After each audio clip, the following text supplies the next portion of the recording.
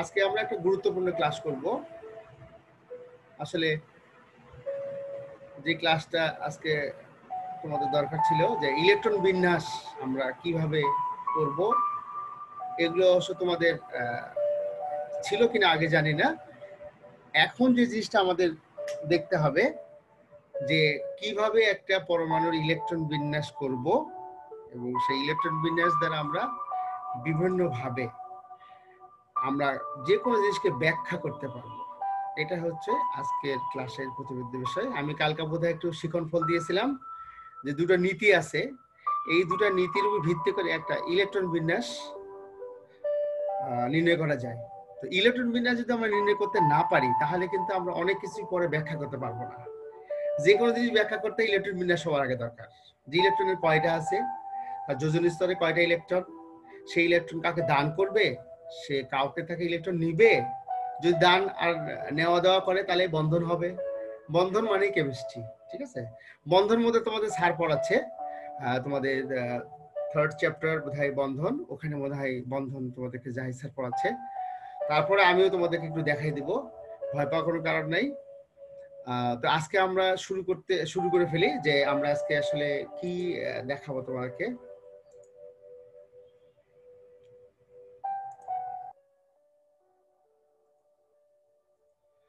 আজকে গুণগত রসায়নের যে অংশটুকু আছে সেই অংশটুকু থেকে আমরা পড়াবো, সেটা হচ্ছে লেকচার নাম্বার 10। আমরা আজকে দেখি যে কি আমরা শিখবো।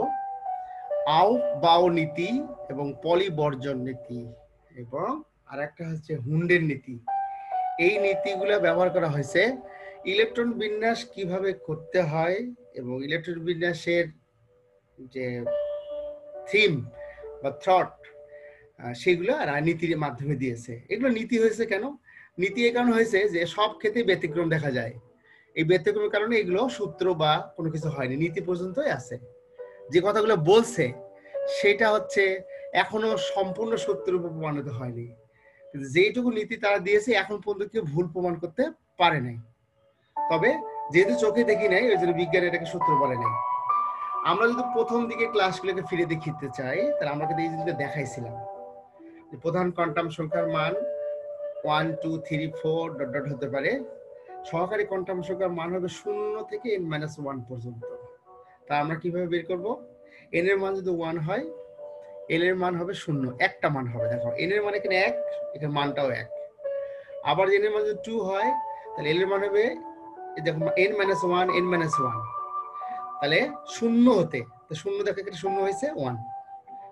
হ্যাঁ, কেন হলো সেটা আমরা এখানে দেখাইছি। তারপরে দেখো n এর মান 2, মানও দুইটা। n এর মান যদি 3 হয়, দেখো 0 1 2, তাহলে দেখো n এর মান 3, এখানে মানও 3। এবং কিভাবে বের করা হয়েছে সেটা আমরা এখানে দেখাইছি। তো এটা আমরা কিন্তু জানি, তাই না? তারপরে বলছিলাম যে সহকারী কোয়ান্টাম সংখ্যার মান l হলে ম্যাগনেটিক কোয়ান্টাম সংখ্যার m হবে 0 থেকে +-l পর্যন্ত, 0 থেকে l পর্যন্ত। এর অর্থ হচ্ছে যে সহকারী কোয়ান্টাম সংখ্যা l, ম্যাগনেটিক কোয়ান্টাম সংখ্যা m হলে 0, l এর মান যদি 0 হয়, m এর মান দেখো 0, l এর মান যদি 1 হয়, 0 হতে +-1, তাহলে 1 হলেই এই তিনটা মান হবে, 2 হলে এই পাঁচটা মান হবে। এখানে কিন্তু পাঁচটা আছে, দেখো এখানে 2 2 4 5, 0 কখনো +- হয় না। তো যাই হোক, আমরা এখানে চলে এই পর্যন্ত আমরা দেখাইছিলাম। তারপরে এটাও দেখাইছিলাম যে প্রধান সংখ্যা সমান n হলে l সহকারী কোয়ান্টাম 0 হবে, চৌম্বক সংখ্যার মান হবে 0, আর s অরবিটাল হবে 1টি। 2 হলে p অরবিটাল হবে 3টি। 3 হলে সহকারী কোয়ান্টাম সংখ্যার মান হবে 2, d অরবিটাল হবে 5টি। হ্যাঁ, এভাবে 4 হলে এভাবে হবে 7টি, 7টি হবে, সরি। তো আমরা এটা দেখাইছিলাম। আমরা এখন এইভাবে যাই যে পুরা জিনিসটা যদি আমরা এইভাবে নিয়ে আসি যে n যদি 1 হয়, একটা অরবিটাল 1s, n এর মান 2 হলে দেখো 1s, সরি 2s 2p হবে। n এর মান 3 হলে 3s 3p 3d হবে। এভাবে যদি 4 হয় তাহলে 4s 4p 4d 4f হবে। এইভাবে চলতেই থাকবে। এটা আমরা দেখাইছিলাম।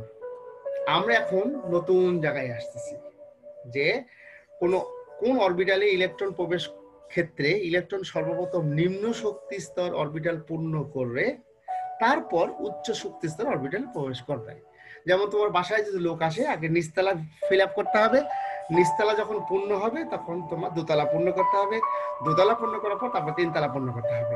এই একটা নিয়ম। আমি তো অনেক নিয়ম মানতে পারি, কিন্তু আমার কাছে একটা নীতি যে আমি আগে নিচতলা পূর্ণ করব, তারপর দোতলা, তারপর তিনতলা। এমনও হতে পারে অনেক সময় দেখা যায় আগে উপরের তলা পূর্ণ করলো, এটা তোমার ব্যাপার। কিন্তু আহ্বায়ক বলতেছে নো, ইলেকট্রনকে আগে সর্বনিম্ন শক্তি স্তরে দিতে হবে, ওটা শেষ হওয়ার পর তারপর উচ্চ শক্তি স্তরে দিতে হবে। এখন ইলেকট্রনের উচ্চ শক্তি স্তর আর নিম্ন শক্তি স্তর বুঝবো কিভাবে? তাহলে আমাদের একটা জায়গায় যেতে হবে।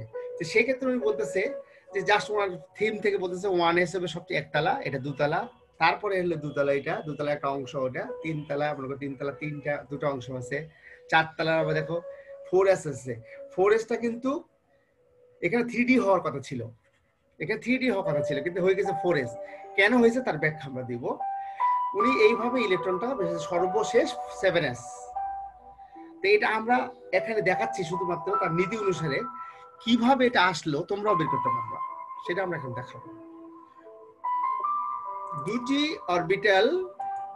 দুটি অরবিটালের মধ্যে কোনটি শক্তি কম বা বেশি তা অরবিটাল দ্বয়ের প্রধান কোয়ান্টাম সংখ্যা n, সহকারী কোয়ান্টাম সংখ্যা l দ্বারা নির্ণীত হয়। এটা আমাদের বুঝতে হবে, এবং এটাকে একটা নীতি বলা হচ্ছে l প্লাস l নীতি। দেখো, প্রধান কোয়ান্টাম সংখ্যার মান n, সহকারী কোয়ান্টাম সংখ্যার মান যদি n হয়, তার যোগফল মাধ্যমে অরবিটালের শক্তি নির্ণয় করা যায়। এই দুটো মান যদি আমরা যোগ করি তাহলে আমরা এর শক্তি নির্ণয় করতে পারবো। শক্তি নির্ণয় করতে পারবো কিভাবে? দেখো, আমরা দুটো দিছি 3s এবং 4s, কোনটির শক্তি বেশি, কোনটার কম? তারপরে ইলেকট্রন যেখানে কম হবে সেখানে ইলেকট্রন আগে যাবে, আর যেখানে বেশি হবে ইলেকট্রন সেখানে পরে যাবে। তাহলে আমরা দেখি কিভাবে বের করতে হয়। 3d এর জন্য কি হবে, এখানে দেখবা এটা হচ্ছে প্রধান কোয়ান্টাম সংখ্যার মান n হচ্ছে 3, আর d এর জন্য কি আছে দেখো, l এর মান 3, এটা ঠিক আছে, আর d কখন হয়? যখন l এর মান 2 হয়। তোমরা বিশ্বাস জানো কি জানো, l এর মান যখন 2 হবে, আমরা দেখাইছি আগে, l এর মান 2 হলে d অরবিটাল হবে। আমি যদি একটু দেখাই আসি তোমাদেরকে একটু, এই জন্য পুরোপুরি দেখো l এর মান যদি 3 হয়, l এর মান 2, সেখানে দেখো d অরবিটাল 5টি হবে, d অরবিটাল। তাহলে এটা যদি ঠিক থাকে তাহলে আমাদের এই কথাও ঠিক আছে। সেখানে দেখানো হচ্ছে l এর মান 2, তাহলে যোগফল কত হবে? 5। তারপর আমরা যদি 4s এ যাই, 4 এর জন্য n এর মান 4 আর l এর মান 0 হলে s অরবিটাল, তাহলে যোগফল কত হবে? 4। তাহলে 5 বড় না 4 বড়? অবশ্যই 4 বড়। শক্তি কার বেশি? 3d বেশি, 4s এর শক্তি কম। তাই ইলেকট্রন কোথায় যাবে? 4s এ যাবে। 4s পূর্ণ হবে যখন, তারপরে 3d তে যাবে। তাহলে আমরা এই জিনিসটাই আমরা এখানে দেখালাম যে অরবিটালের শক্তি আমরা নির্ণয় করব প্রধান কোয়ান্টাম সংখ্যা এবং সহকারী কোয়ান্টাম সংখ্যার যোগফলের মান দিয়ে। আমরা যদি একটা আহ্বায়ক নীতি যদি হিসাব করি, এবং উনি যেভাবে করেছে দেখো, ইলেকট্রনটাকে 1s এ যাবে, তারপরে 2s এ যাবে, তারপর ঘুরে 2p যাবে, তারপর 3s এ আসবে, 3s এর পরে ইলেকট্রনটা ঘুরে 3p তে যাবে, তারপর 4s এ আসবে। এইভাবে 3d, 4p, 5s এটা একটা বের করা যায়। দেখো, এটা n এর মান যখন 1 তখন s অরবিটাল, n এর মান যখন 2 তখন 2s এবং 2p অরবিটাল, n এর মান যখন 3 তখন 3টা অরবিটাল। কিন্তু আমরা ইলেকট্রনের এইভাবে এইভাবে এইভাবে, দেখো এই লাল দাগটা ছিল একটা তীর চিহ্ন, যে ইলেকট্রনটা দেখো এইভাবে আসতেছে সব। হ্যাঁ, আমরা তাহলে সবসময় বুঝতে পারবো যে কার পরে কোন অরবিটাল। ওনার যে আহ্বায়ক নীতি, যে এটা দেখো, এটা দেখাইছিল, যেটা আমরা যদি এখানে আসি, প্রথমে যেটা দেখাইছিল দেখো এখানে, সেইটাই কিন্তু ওইটা, এবং ওখান থেকে কিন্তু এটা তৈরি করা হয়েছে, যেটা আমরা এখানে একবারে জিনিসটা লিখেছি। তাহলে আমরা এর মান এভাবে হিসাব করলে আমরা এভাবে হিসাব করতে পারি। আমরা যদি একটু একটু একটু ছোট্ট একটা ভিডিও দেখি কি আছে ভিডিওর মধ্যে।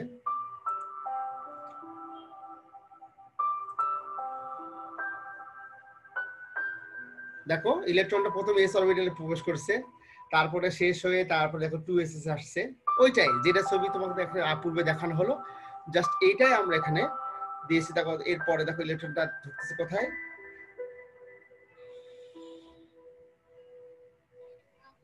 2p-তে ঢুকলো, তারপর 3s এ গেল, 3s এর পরে আবার 3s এর পরে অবশ্যই এবার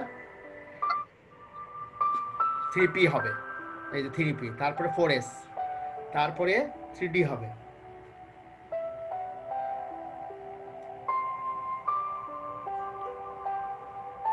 তারপর 4p, তারপর হবে 4p পরে হবে 5s, এরপর 4d হবে। দেখছো, s এর পরে 4, এই যে কনফ্লিক্ট, এই জিনিসটাই হুন্ডের নীতি দেখা হয়েছিল এবং এটা তার আবিষ্কার এবং সেই অনুপাতে ইলেকট্রন বিন্যাস আমরা করি। আমাকে যদি ইলেকট্রন বিন্যাস লিখতে দেওয়া হয় তাহলে আমরা এই সূত্র বা এই নীতি আমাদেরকে অবশ্যই ফলো করতে হবে। দেখো আমরা এটা দেখলাম, আমরা এখন পরেরটায় যাই। তারপরে এখানে এনার্জি, দেখো এনার্জি ব্যাপারটা যেখানে আসছে, এনার্জি যদি হিসাব করা হয় এইভাবে হুন্ডের নীতি অনুসারে, দেখো এটা হচ্ছে সবচেয়ে ছোট 1 0 যোগফল 1, আর এটা 2 যোগ 0 কত হয় 2, এটা কত 2 যোগ 1 3, আর 3 যোগ 0 এটাও 3। এখন দেখো এটাও 3 এটাও 3, তাহলে কেমন এটা উপরে গেল, এটা নিচে আসলো কেন? এই উত্তর আমরা পরে দিচ্ছি। আমরা খালি দেখে নেই যে 3s এর পর 3p, তারপরে 3d, তারপর 4s।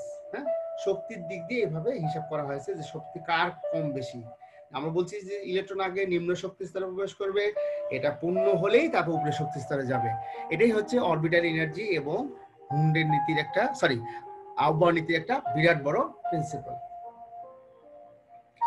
আমরা যদি শক্তির ক্রম অনুসারে সাজাও, একটা প্রশ্ন তোমাকে যদি দেওয়া হয় যে এই যে 4টা অরবিটাল আছে, তোমাকে শক্তির ক্রম, উচ্চ ক্রম, ক্রমে ক্রমে উচ্চ শক্তি স্তরে সাজাও, তাহলে তোমাকে তো বলতে হবে কোনটা শক্তি বেশি কোনটা শক্তি কম, এটা বের করবে কিভাবে?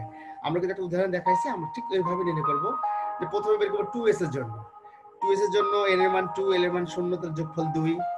তারপরে যাব 3 এর জন্য বের করি, 3 এর জন্য আমরা বের করেছি, দেখো n এর মান 3, l এর মান 2, 3 2 5, তাহলে এটা হলো, এটা হচ্ছে মনে রাখতে হবে, এটা হচ্ছে 2 আর এটা হলো 5।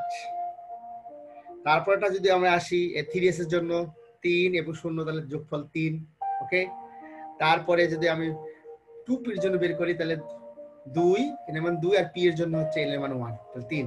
তাহলে আমরা যদি এখন হিসাব করে দেখো এইটা, এই অরবিটাল গুলো আমরা নিয়ে এসে যদি আমরা এইভাবে করি, 2s এর জন্য 2, 3d এর জন্য 5, 3s এর জন্য 3, 2p এর জন্য 3। এখন 2 মানিতে সমান, কোনটা বড় কোনটা ছোট? এই কারণেই বলছিলাম যে এই নীতির কিছু ডেভিয়েশন আছে, এই নীতি দিয়ে সব ব্যাখ্যা করতে পারে নাই, তখন আবার অন্য জিনিসের হেল্প নিয়েছে। কিভাবে হেল্প নিয়েছে দেখো, সেই যে দেখা যায় উভয় ক্ষেত্রে যদি উভয় ক্ষেত্রে যদি l+1 এর মান যদি সমান হয়, যেমন 3 হয়েছে, তাহলে উচ্চ প্রধান কোয়ান্টাম সংখ্যা যে অরবিটাল বেশি তার শক্তি বেশি। এখন 3s এর জন্য 3, 2p এর জন্য 3, যদি তাই হয় তাহলে 3s টা হচ্ছে কোয়ান্টাম সংখ্যা মান 3, আর এখানে কোয়ান্টাম সংখ্যা মান কত 2, তাহলে এইটা শক্তি বেশি এটা কম, তাহলে ইলেকট্রন আগে 2p তে প্রবেশ করবে, এটা পূর্ণ হলে তারপর এখানে যাবে। তাহলে আমরা ওই জিনিসটাকে এখন লিখতে পারি, অতএব আমরা লিখতে পারি, দেখো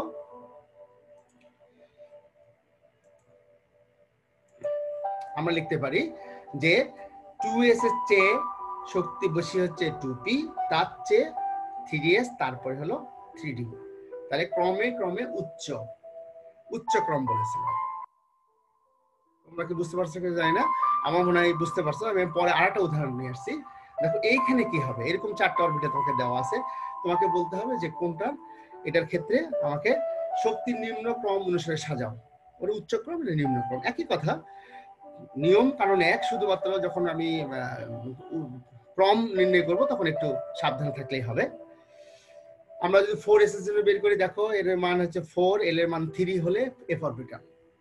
সো যদি f অরবিটাল হয় তাহলে যোগফল করলে কত হবে 7।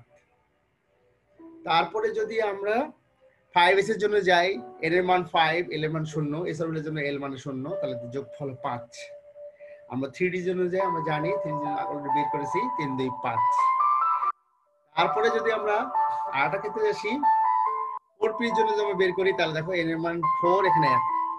এখন সমস্যা হলো 3টাই 5। দেখো আমরা যদি এটাকে ব্যাখ্যা করতে যাই যে 4s এর জন্য 7, 5s এর জন্য 5, 3d এর জন্য 5, 4p এর জন্য 5, তাহলে 3টাই 5। তাহলে আমাদের এখন মানতে হবে ওইটা যে উভয় ক্ষেত্রে যদি একই মান হয় তাহলে প্রধান কোয়ান্টাম সংখ্যার মান যার বেশি তার শক্তি উচ্চ, তাহলে প্রধান কোয়ান্টাম সংখ্যা এখানে 5, এখানে 4, এখানে 3। তাহলে আমরা এটাকে ক্রমে ক্রমে নিম্ন করে সাজাই। কি হবে? সবচেয়ে শক্তি হচ্ছে ক্রমে ক্রমে নিম্ন, তাহলে এটা সর্বোচ্চ বড়, তার চেয়ে ছোট হচ্ছে 5s, তারপরে 4p, তারপর 3d। সো এইভাবে আমাদেরকে বের করতে হবে যে কিভাবে অরবিটালের শক্তি হয়, এবং ইলেকট্রন বিন্যাস আমরা যখন করব তখন এই জিনিসগুলো কিন্তু অবশ্যই আমরা মানব। সবচেয়ে গুরুত্বপূর্ণ প্রশ্ন একটা এখানে দিয়েছি, যেটা খুবই পরীক্ষায় থাকে, বিশেষ করে অনুধাবন প্রশ্ন 2 নম্বরের জন্য, যে পটাশিয়ামের 19তম ইলেকট্রনটি 3d তে না গিয়ে 4s এ যায় কেন? এটার উত্তর আমরা কিভাবে লিখবো? আহ্বান নীতি অনুসারে আমাকে আহ্বান নীতি বলতে হবে এখানে। আমরা জানি যে কোনো অরবিটালে ইলেকট্রন প্রবেশের ক্ষেত্রে ইলেকট্রন সর্বপ্রথম নিম্ন শক্তি স্তর অরবিটাল পূর্ণ করে, তারপর সেটি পূর্ণতা শেষ হয়ে গেলে তারপরে উচ্চ শক্তি স্তর অরবিটালে প্রবেশ করে। সেই ক্ষেত্রে আমরা যদি দেখি যে আহ্বান নীতি অনুসারে 3d তে না গিয়ে 4s এ যায় কেন, অরবিটাল শক্তি দ্বারা তা নির্ণয় করতে হবে। এটা লেখার একটা স্টাইল, জাস্ট তুমি এখানে প্রথম সূত্র, এটা এইটুকু কিন্তু জ্ঞানমূলক। আর অনুধাবন যদি করছি, এই অনুধাবনটা আমি এখানে নিয়ে আসছি। আমাদের এখন বিশ্লেষণ করতে হবে অনুধাবন প্রশ্ন। 4s এর জন্য শক্তি নির্ণয় করতে হবে 4, আমরা জানি এটা। আর 3d এর জন্য আমরা জানি 5। দেখো 4 আর 5 কোনটা শক্তি কম? 4 এর কম, তাহলে 4s এর কম, 3d এর বেশি। তাহলে ইলেকট্রন আগে 4s এ পূর্ণ করবে, তারপরে 3d পূর্ণ। তাহলে এটা আমরা লিখতেই পারি, ইলেকট্রন প্রবেশের ক্ষেত্রে ইলেকট্রন সর্বপ্রথম 4s অরবিটাল দ্যাট ইজ নিম্ন শক্তি স্তরে পূর্ণ করবে, তারপর উচ্চ শক্তি 3d তে প্রবেশ করবে। তাহলে জিনিসটা আমরা বুঝতে পারলাম, এইভাবে আমরা অ্যান্সার করব যদি এরকম ধরনের কোনো প্রশ্ন আসে, একটু ব্যতিক্রম প্রশ্ন। তাহলে সেক্ষেত্রে ইলেকট্রন বিন্যাসটা কি হবে? ইলেকট্রন বিন্যাস আমরা দেখতে পাচ্ছি না, যায় না, এখানে 4s হবে আর এখানে 3d টা হবে না, আসে এটাই আমি বলছি। এখানে 4s1 আছে আর এখানে 3d, এই ইলেকট্রনটা হবে, এটা আমরা কেটে দিয়েছি, তার মানে এটা হবে রাইট, এটা হচ্ছে রং। ওকে, পটাশিয়াম ইলেকট্রন বিন্যাস। এবার একজন বিজ্ঞানীর নাম হচ্ছে পাউলি, আমরা আসলে পলি বলি, আসলে ওর নাম হচ্ছে পাউলি। আসলে উচ্চারণের ক্ষেত্রে দেখো নাম আছে ওয়ালফগ্যাং পাউলি, PAULI, পাউলি। বিজ্ঞানীদের নাম তো, তোমার নাম যে ভুল বলে উচ্চারণ করতে তোমার মন খারাপ হবে, তাই না? 1925 সালে, দেখো রাদারফোর্ডের মডেল হচ্ছে 13 সাল, আর এটা 25 সালে আবিষ্কার হয়েছে। কতদিন পর? দিন পর্যন্ত ওয়েট করতে হয়েছে। উনি বলছে যে 4টি কোয়ান্টাম সংখ্যার মানের উপর ভিত্তি করে একটা নীতি প্রদান করে, তার নাম হচ্ছে পলি বর্জন নীতি, এক্সক্লুশন প্রিন্সিপাল। মানে এটা তুমি বর্জন করো বা না করো তাতে কোনো যায় আসে না, উনি যে কথা বলছে উনি দেখে নাই কিন্তু বলছে আর কি। আমরা প্রমাণ দেখাই কিভাবে। দেখো প্রথম ইলেকট্রনের জন্য n এর মান 1, l এর মান 0, m এর মান 0, তখন স্পিন কোয়ান্টাম সংখ্যা কি হবে? +12। যদি দ্বিতীয় ইলেকট্রন হয় তাহলে l এর মান 1 হবে, এটাও 0 হবে, এটাও 0 হবে, কিন্তু এটা -12। যেহেতু ইলেকট্রন বিপরীত দিকে ঘোরে, একটা বিপরীত দিকে ঘোরে, একটাকে বলছি প্লাস, একটা হচ্ছে মাইনাস। দেখো এখানে এটা সমান, এটাও সমান, এটাও সমান, কিন্তু এটা ভিন্ন, তাই বলতেছে। তাই তার বক্তব্য হচ্ছে একটি পরমাণুতে যে কোনো দুটি ইলেকট্রনের জন্য 4টি কোয়ান্টাম সংখ্যার মান কখনো এক হতে পারে না। দেখো এখানে 4টি কোয়ান্টাম সংখ্যার মান সবই এইটা এক হয়েছে, এটাও এক হয়েছে, এটা কিন্তু এটা ভিন্ন হয়েছে। ভিন্নতা হতেই হবে, তাই না? ভিন্নতা হতে হবে না, এই জন্য তার নীতি। অর্থাৎ একটি পরমাণুতে অবস্থানত যে কোনো দুটি ইলেকট্রনের মধ্যে কমপক্ষে একটি কোয়ান্টাম সংখ্যা অবশ্যই ভিন্ন হবে, যেটা আমরা দেখলাম। এবং সে কথা সে বলতেছে যে একটি পারমাণবিক অরবিটালে সর্বাধিক 2টি ইলেকট্রন থাকতে পারে যদি তাদের ঘূর্ণন বা স্পিন সংখ্যা মান ভিন্ন হয়। স্পিন সংখ্যা মান অবশ্যই ভিন্ন হবে। একটি অরবিটালে 2টি ইলেকট্রন থাকবে এবং সেটার একটি অরবিটাল আরেকটি অরবিটালের মধ্যে স্পিন সংখ্যা একটু ভিন্ন হবে, সেটাই উনি এখানে বলতে চাচ্ছে। এটার পলিবর্জন নীতি দেখো একটা উদাহরণ দেওয়া হয়েছে, যে বোরনের দ্বিতীয় এবং তৃতীয় ইলেকট্রনের জন্য পলিবর্জন নীতি প্রয়োগ দেখাও। বোরন মানে হচ্ছে 5 নম্বর মৌল। আমরা যদি একটা ইলেকট্রন বিন্যাস দেখি, দেখো এটা 2 2 1 5, যেহেতু বোরন, তাহলে উনি বলতেছে দ্বিতীয় ইলেকট্রন, তার মানে দ্বিতীয় ইলেকট্রন হচ্ছে ফার্স্ট সেকেন্ড, এখানকার একটা আর এখানকার একটা। তৃতীয় না, এটা 3 নম্বর ইলেকট্রন, এখানে 3 নম্বর ইলেকট্রন আছে, এখানে দ্বিতীয় নম্বর ইলেকট্রন আছে। তাহলে এখানে 1 2 3 4 5, তাই না? তাহলে 1 2, তারপর হলো 3 4, দিস ইজ 5। উনি বলছে দ্বিতীয় এবং তৃতীয়। দেখো দ্বিতীয় লটের জন্য মান হচ্ছে, দ্বিতীয় লটের এখানে আছে n এর মান 1, l এর মান 0 0 প্লাস হাফ। আবার যদি তৃতীয় ইলেকট্রন যদি আমরা এখানে করি, তাহলে তৃতীয় লটের জন্য মান হচ্ছে -হাফ। তার মানে এই মানটা সমান হলো না। তাই উনি বলতেছে যে বোরনের তৃতীয় ত্রির সঙ্গে প্রধান কোয়ান্টাম সংখ্যার মান n, স্পিন কোয়ান্টাম সংখ্যার মান ভিন্ন হলেও সহকারী কোয়ান্টাম সংখ্যা ম্যাগনেটিক কোয়ান্টাম সংখ্যার মান একই আছে। এক্ষেত্রে পলির বর্জন নীতিটা প্রযোজ্য হয়েছে যে একটা প্লাস হাফ একটা মাইনাস হাফ, এই মানগুলো সমান হলো না। ঠিক আছে, এইবার আসবো আমরা হুন্ডের নীতি। হুন্ডের একটা নীতি, হুন্ডের বিজ্ঞানী উনি এটা আবিষ্কার করেছেন এবং এটা দেওয়ার পরে আমাদের যোজনীটা নির্ণয় করতে খুব সুবিধা হয়েছে। যে কোনো মৌলিক ইলেকট্রন বিন্যাস দেখে আমরা যোজনী নির্ণয় করতে পারি। যেমন কোন উপস্তরে সমশক্তি সম্পন্ন এইসব অরবিটালের ইলেকট্রন প্রবেশের ক্ষেত্রে এই হুন্ডের নীতি। হুন্ডের নীতিটা আমি তোমাকে বলেছিলাম যে ডি অরবিটাল 5টি, পি অরবিটাল 3টি, এস অরবিটাল 1টি, এফ অরবিটাল 7টি, এরকম কথা কিন্তু আমরা বলেছিলাম। প্রথমে একটি করে ইলেকট্রন একমুখী স্পিনে প্রবেশ করে, পরে ইলেকট্রনের প্রাপ্যতা অনুসারে আরো একটি ইলেকট্রন স্পিন বিপরীত স্পিনে প্রবেশ করে। তোমার কথা হচ্ছে তোমার বাড়িতে ভাই বোন 4 জন, তোমার বাবা জিনিস নিয়েছে 4টা, তাহলে বুঝতে পারছো কি সবার নিয়ম হচ্ছে যে 4 জনে 4টা পাবে। কিন্তু এরকম কি কখনো হয় যে একজনই পাবে 2টা, একজন পাবে একটা, আরেকজন পাবে একটা, একজন পাবেই না? এইরকম ধরনের নীতি হুন্ডের নীতি না। উনি একটা সিম্পল সামাজিক একটা নীতি থেকে উনি নীতি বানাইছে এবং সেটা প্রমাণিত হয়েছে। দেখো, সমশক্তি সম্পন্ন অরবিটাল ইলেকট্রন বিন্যাসের এই নিয়মকে হুন্ডের নীতি বলা হয়। যে এখানে দেখো ইলেকট্রন বিন্যাস এটা নরমাল, যে 1s2 2s2 2p3, এখানে 7টা আছে ইলেকট্রন। এটা তুমি কিভাবে ব্যাখ্যা করবে? দেখো, এস অরবিটালে 2টা ইলেকট্রন প্রবেশ করছে, নিম্ন শক্তি স্তর আগে পূর্ণ করছে, তোমাকে বলছি এটা পূর্ণ করবে তারপর এটা যাবে, এটাও পূর্ণ হয়েছে। কিন্তু পরে সর্বশক্তি স্তরে 3টা ইলেকট্রন আছে, এই 3টা ইলেকট্রন ভাগ করতে পারি একটা একটা করে, অথবা এখানে একটা দিলাম আর এখানে একটা দিলাম, এখানে একটা দিলাম, দুটো একটা ছিল একটা দিলাম, আর এটা কিন্তু শূন্য, এরকম নয়। যেমন অক্সিজেনের ক্ষেত্রে আমরা দেখাও, অক্সিজেনের ক্ষেত্রে নিচে দেখো এখানে ভুল আছে, যেখানে উনি বলছে 2টা হতে পারে না, এখানে 2টা হবে, এখানে একটা হবে, এখানে একটা হবে। দেখো এখানে 2টা হবে, এখানে একটা হবে, একটা হবে। 3টা অরবিটাল হচ্ছে 3টা, ইলেকট্রন 4টা, তাহলে প্রথম 4টা প্রথমে একটা একটা করে দিয়েছে, তারপরে যে প্রাপ্যতা অনুসারে এখানে দেওয়া হয়েছে। ঠিক আছে, তারপরে যদি আমরা ফ্লোরিন এবং নিয়নের যদি ইলেকট্রন বিন্যাস আমরা দেখাই, দেখো যে ফ্লোরিন অনুসারে ইলেকট্রন বিন্যাস এখানে একটা আছে সর্বশেষ, আর নিয়নের ক্ষেত্রে কোনো ইলেকট্রন পূর্ণ নেই, সব ফিল আপ হয়ে গেছে। তোমাদের আরো একটা হিসাব করে দেখাই, দেখো আমরা যেটা থেকে যে নাইট্রোজেনের ক্ষেত্রে দেখো, নাইট্রোজেন যোজনী কত? নরমালি নাইট্রোজেন যোজনী 3, এই কারণে 3। দেখো সে 3টা ইলেকট্রন আরো কারো কাছ থেকে নিয়ে শেয়ার করতে পারে, এই জন্য নাইট্রোজেন 3 যোজনী দেখায়। অক্সিজেনের যোজনী করে দেখায় 2 দেখায় না?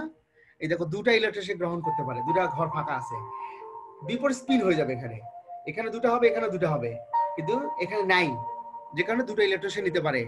যেমন পানির কাছে 2টা ইলেকট্রন আছে, সে 2টা নিয়ে অক্সিজেন আর হাইড্রোজেন মিলে কি হয়? পানি। ওকে, এটা অক্সিজেন ইলেকট্রন বিন্যাস।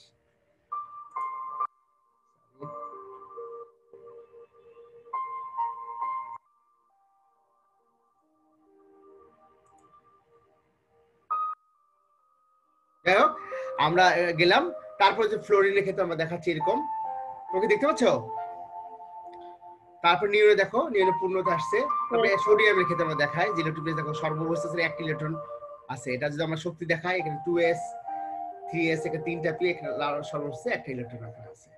তাহলে অ্যালুমিনিয়ামের ক্ষেত্রে আমরা যদি দেখি, অ্যালুমিনিয়ামের ক্ষেত্রে 1s 2s2 2p6, দেখো 2টা করে আছে, 3s এ পূর্ণতা হয়েছে, কিন্তু তারপরে ইলেকট্রন আছে মাত্র একটা, ঘর আছে কয়টা? 3টা, তাহলে সর্বনিম্ন স্তরে হচ্ছে px, এখানে ঢুকছে আগে। তো এইভাবে হুন্ডের নীতির ইলেকট্রন বিন্যাস আমরা দেখাতে পারি, এবং এবং এইভাবে আমরা ইলেকট্রন বিন্যাস আমরা দেখাবো যদি পরীক্ষা কোনো সময় থাকে, এইভাবে যে তুমি বিশেষ করে নাইট্রোজেন অক্সিজেন ইলেকট্রন বিন্যাসটা পরীক্ষা খুবই থাকে, যে কিভাবে ইলেকট্রন বিন্যাস করা হয়েছে হুন্ডের নীতি অনুসারে। তো আসলে ধন্যবাদ সবাইকে যে আজকে ক্লাসে উপস্থিত হওয়ার জন্য। তোমাদের কোনো প্রশ্ন থাকলে অবশ্যই আমাকে করবা। আর এতক্ষণ ক্লাস, এটা নিয়ে আপনার কোনো কথা নেই? কি কথা নেই বলো? মানে আপনার কোনো কমপ্লেইন নেই এতক্ষণ ক্লাস হবে?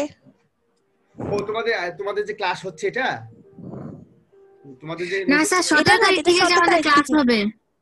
হ্যাঁ আমি তো শুনেছি, আমি নিজে কমপ্লেন আর কি, আমি তো খুবই রাগ হয়েছে আমার। যাই হোক, তোমরা আগে শুরু করো, হ্যাঁ, শুরু করার পরে এখন যেহেতু কলেজ বলেছে শুরু করতে, এখন সেটা শুরু এখন যদি তোমার ক্লাস শুরু করো তারপর শুরু না করলে তাহলে বলা যাবে না, বুঝলে? কলেজের নীতি বলছে। আমি তোমাদেরকে কথা দিচ্ছি এই মুহূর্তে যে আমি এই ব্যাপারে স্যারের সাথে আলাপ করব, যদি উনি চায় তা তোমাদের হয়তো পরিবর্তন তো করা যেতেই পারে, তাই না রুটিন? সো আমার মনে হয় সমস্যা হবে না।